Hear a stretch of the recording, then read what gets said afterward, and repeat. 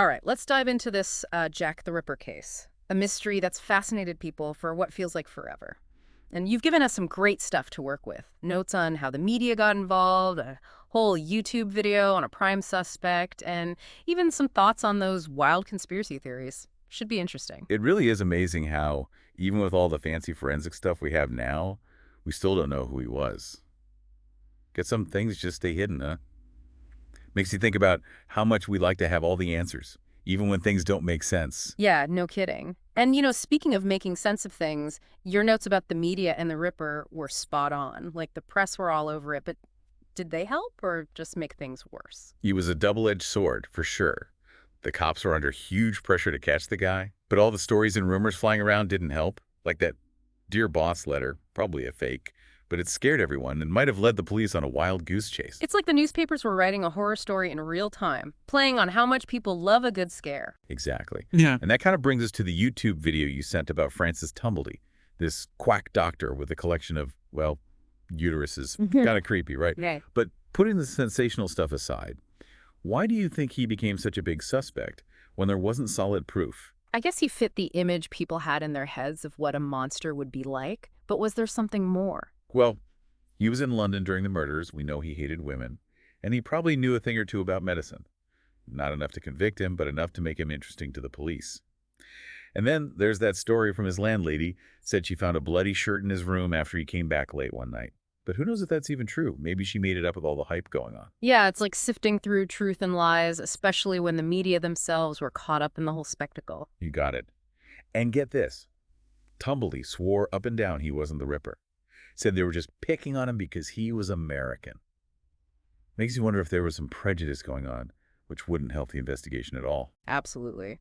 Seems like this case was as much about social anxieties as it was about catching a killer. For sure. And those anxieties were definitely made worse by where it all happened, Whitechapel. That video really painted a grim picture. Poverty, homelessness, women having to turn to prostitution to survive. It's a dark reminder of how inequality makes some groups way more vulnerable. It's so sad to think about those women just trying to get by in such awful conditions. The video focused on the canonical five, the victims most linked to the Ripper. Is there a reason those women are considered more central to the case than others? Well, the canonical five are Ann Nichols, Annie Chapman, Elizabeth Stride, Catherine Eddowes, and Mary Jane Kelly. They're seen as the most likely victims because their murders all happened around the same time in the same area, and the way they were killed was similar, which makes them different from other unsolved murders in Whitechapel back then. The term canonical helps people who study the case, ripperologists, focus on a specific set of crimes that were probably done by the same person. Makes sense. It's like narrowing things down, focusing on the strongest evidence. Exactly. And focusing on these five women lets us look at how the murders got more and more brutal, ending with Mary Jane Kelly's horrific death. We can't forget that these women weren't just names on a file. They had lives and stories. Their deaths show how vulnerable women were, especially poor women, in Victorian London. It really highlights the social injustices of the time. And talking about trying to make sense of something so senseless, you brought up some really interesting conspiracy theories. This one about Jack the Ripper being a Freemason, protected by some secret society. That got my attention. Conspiracy theories usually pop up when people are scared and looking for answers, especially when something as terrifying as the Ripper murders happens. The Masonic theory started with some graffiti found near Catherine Eddowes' body. It said, "The Jews are the men that will not be blamed for nothing."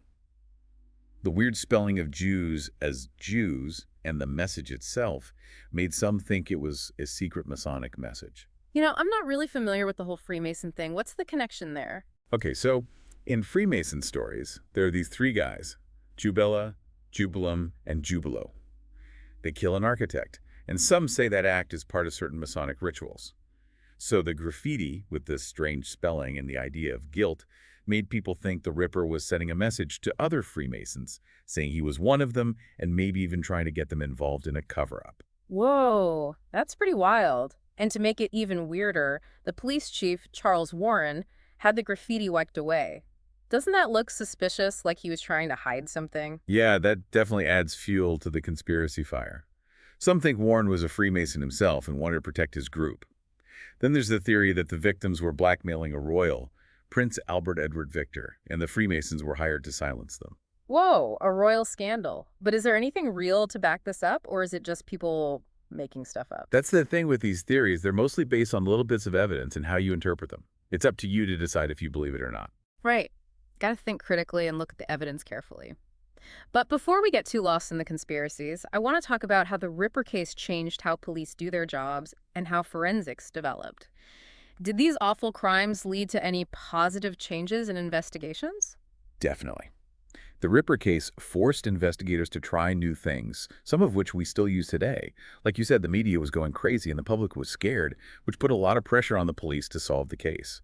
This, along with how brutal the murders were, led to new ideas like taking pictures at crime scenes, which they did for the first time at Mary Jane Kelly's murder scene. It's kind of strange to think that something so horrible could lead to progress, but it shows that sometimes we need a push to make things better. It's true. The Ripper case wasn't just about catching a killer. It made society face some uncomfortable truths and find new ways to deal with the bad parts of human nature. You said before that the case changed how people thought about how vulnerable women are, especially poor women. Can you tell me more about that? Well, Whitechapel, where the murders happened, was full of poverty and homelessness. A lot of women had to turn to prostitution to survive, and the Ripper targeted them, showing how dangerous their lives were every day. It's terrible to think about how desperate they were and how little help they had. It is.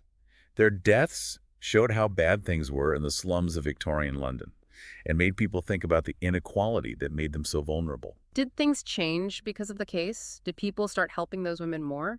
It's hard to say if the Ripper case directly caused any big changes, but it definitely made people more aware of how those women were suffering.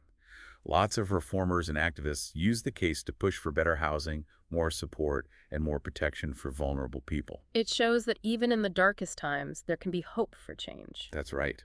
The Ripper case might not have been the only reason, but it definitely started conversations and movements that tried to fix the problems that made women like the Canonical Five so vulnerable. It's amazing how this one case, with so much mystery and darkness, had such a big impact on so many parts of society. It really is. The Jack the Ripper case wasn't just about finding a criminal, it was a cultural phenomenon. It changed how we do forensics, highlighted social problems, and continues to fascinate people with the unknown. Okay, but we have to admit, the conspiracy theories are a big part of why people are still so interested. We talked about the Freemasons, but I'm curious about some of the other theories. What are your thoughts on those? Oh, where do we start? There's one about Queen Victoria's doctor, Sir William Gull, another about a Polish guy named Aaron Kosminski, and even one that says the Ripper was a woman. Wait, a woman? That's crazy. Tell me more. This theory got popular in the 90s and focuses on a midwife named Lizzie Williams. People who believe it say that some of the victims' wounds look like they were made by someone with surgical skills. Interesting. But wouldn't there be some record of her, like some proof she existed? That's the problem with a lot of these theories. There's no hard evidence. With Lizzie Williams, there's nothing official to show she even existed. Some people say that just proves there was a cover-up, while others say it's all made up. It feels like we're always trying to figure out what's true and what's not, which is hard with a case this old and mysterious. You got it. It's like a puzzle with missing pieces, so people fill in the gaps with their imagination. It's up to each person to decide which theories make sense to them. But isn't it dangerous to get too caught up in these theories?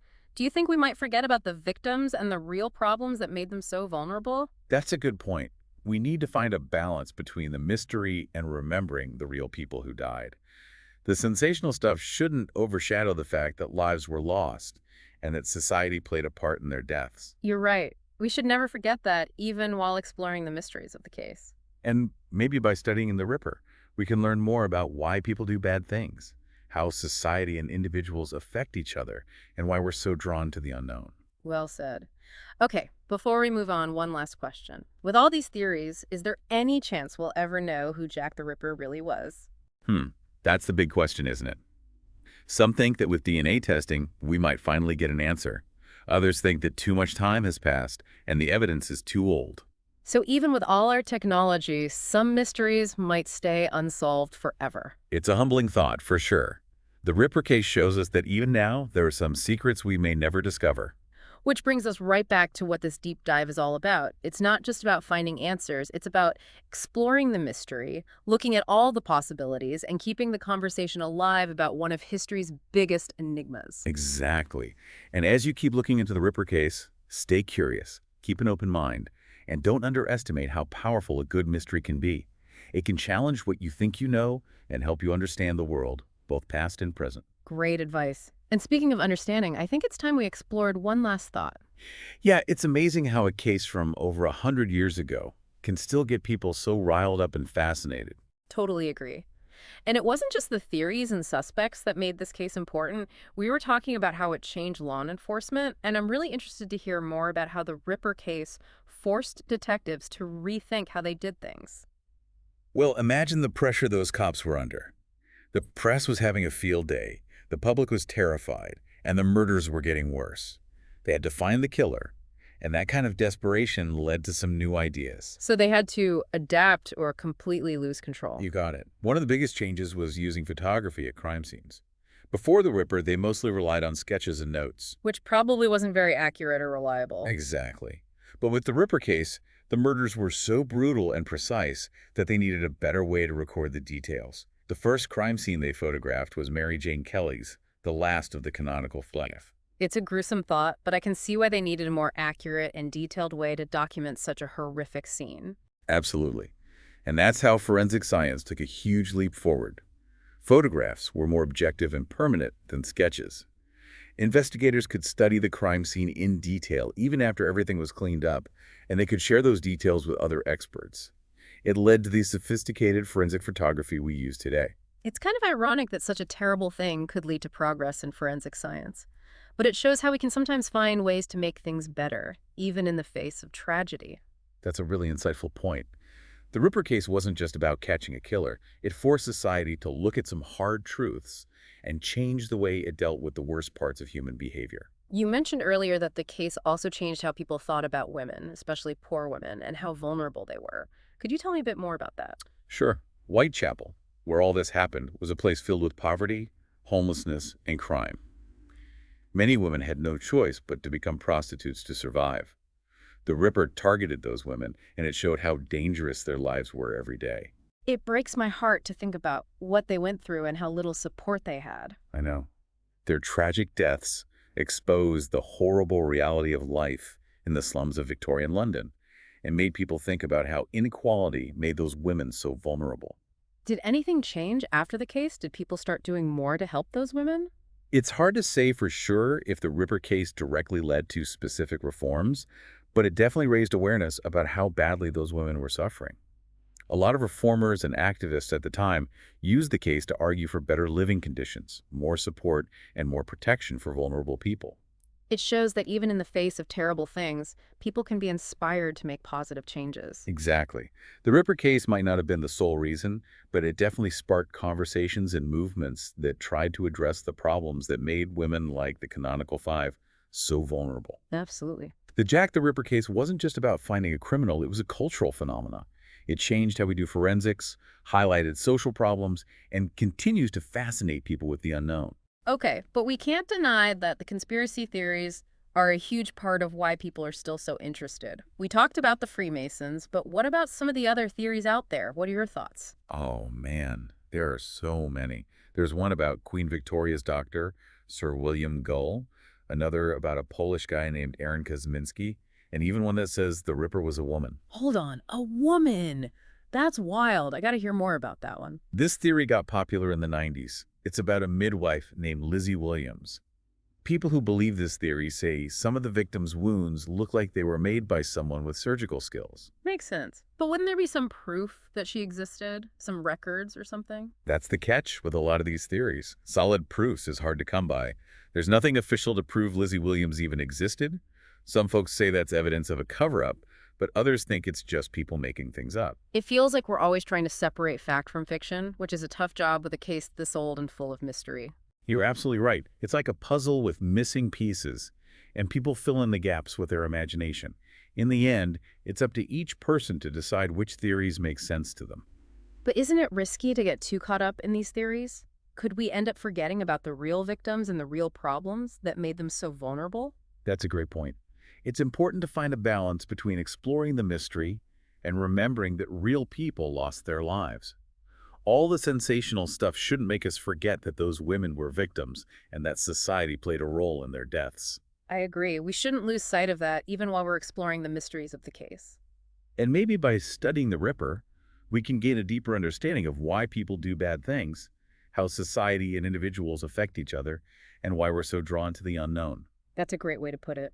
Okay, one last question before we move on. With all these theories and speculation, do you think we'll ever know for sure who Jack the Ripper was? That's the question everyone wants answered, isn't it? Some people think that DNA technology might give us a definitive answer one day. Others think that too much time has passed and the evidence is too degraded. So even with all our technology, some mysteries might stay unsolved forever. It's a humbling thought, isn't it? The Ripper case shows us that even now, in this age of scientific progress and information overload, some secrets might stay hidden forever. And that brings us back to the core of what we're doing here. It's not just about getting answers, it's about embracing the mystery, exploring all the possibilities, and continuing the conversation about one of history's most fascinating enigmas. You said it. And as you continue to explore the Ripper case, stay curious, be open to new ideas, and remember the power of a good mystery. It can make you question everything you think you know and deepen your understanding of the world, both past and present. That's excellent advice. And speaking of expanding our understanding, I think it's time we turn our attention to one last thought. Wow, we've really gone deep on this one. The media frenzy, that prime suspect, Francis Tumblety, the grim reality of Whitechapel, how forensics evolved because of this case, even those wild conspiracy theories. But before we wrap this up, I want to go back to something you said before. Maybe focusing on finding one single Jack the Ripper is actually holding us back from really understanding what happened.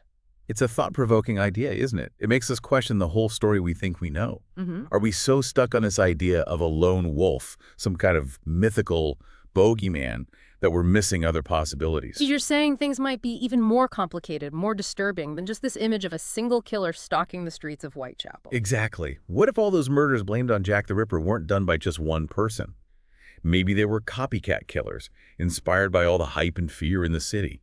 Or maybe it was a group of people, each with their own part to play in these horrific acts. Now that's scary to think about. What if the Jack the Ripper we imagine is just a combination of all our fears and anxieties, all projected onto one figure? Right. And that brings us back to the heart of it all, the power of the unknown. We're still obsessed with this case, with all its unsolved mysteries and unanswered questions. It's like a blank slate where we can project our own fears, our fascinations, and how we make sense of the world. It's like the case itself has taken on a life of its own, becoming something bigger than just the facts. Absolutely. It's a cultural icon, a warning from the past, a source of endless fascination and debate. And maybe that's why, after all this time, we still don't know who Jack the Ripper really was. It reminds us that some mysteries might never be solved. Maybe we'll never have all the answers, and that can be unsettling. It can be, but maybe it's okay. Maybe the real value is in the journey and looking at the evidence and trying to understand all the complexities.